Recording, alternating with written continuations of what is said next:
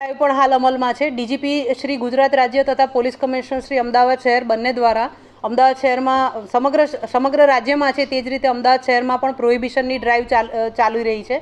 એ અન્વયે તારીખ 24 ડિસેમ્બરથી આ ડ્રાઈવ શરૂ કરવામાં આવેલી છે।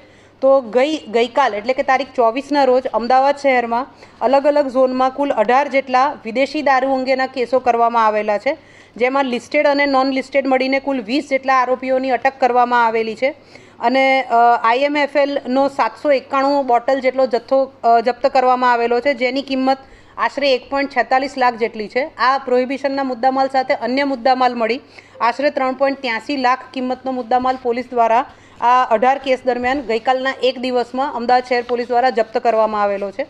એ જ રીતે અમદાવાદના અલગ અલગ ઝોનમાં મળીને કુલ 114 જેટલા દેશી દારૂ અંગેના કેસો કરવામાં આવેલા છે। આ કેસો લિસ્ટેડ અને નોન લિસ્ટેડ મળીને કુલ 76